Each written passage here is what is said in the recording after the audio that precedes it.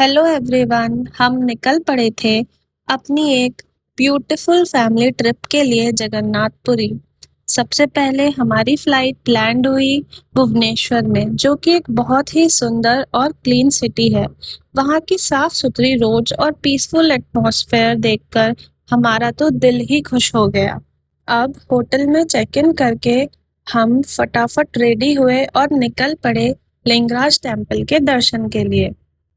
उसी के साथ-साथ हमने उदयगिरी और खंडगिरी केव्स भी एक्सप्लोर की और हमने और भी ब्यूटीफुल टेम्पल्स के दर्शन किए, जैसे कि मुक्तेश्वर टेम्पल, अनंत वासुदेव और केदार गौरी।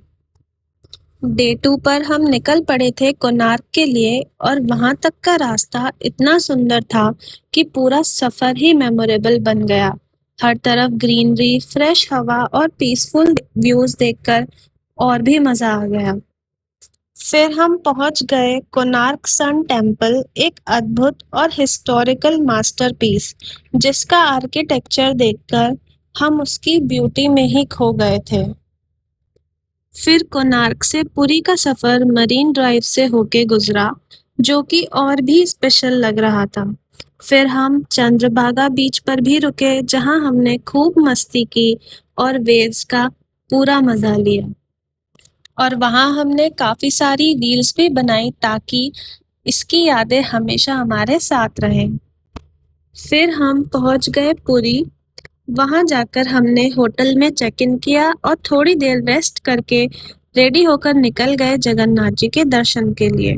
श्री जगन्नाथ जी के दर्शन करते ही दिल को एक अलग ही सुकून और शांति मिली और वो पल मेरे लिए सच में बहुत ही इमोशनल था।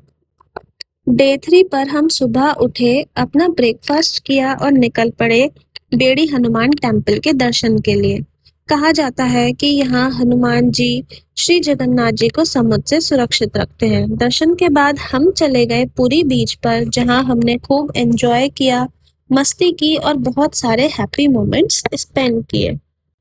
फिर होटल पहुंचकर हमने थोड़ा रेस्ट किया और लंच करने के बाद हम पहुंच गए जगन्नाथ जी टेम्पल ध्वज परिवर्तन देखने।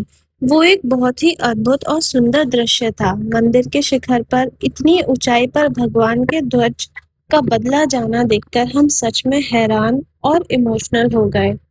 फिर लास्ट में हमने वहां से थोड़ी शॉपिंग की और निकल पड़े वापस भुवनेश्वर अपनी रिटर्न फ्लाइट के लिए। ये ट्रिप हमारे लिए बहुत ही सुंदर रही और श्री जगन्नाथ जी के दर्शन से जो सुकून मिला वो शब्दों में बयान करना मुश्किल है। और जो भी लोग जगन्नाथ जी के दर्शन कर चुके हैं वो कमेंट में ज़रूर लिखें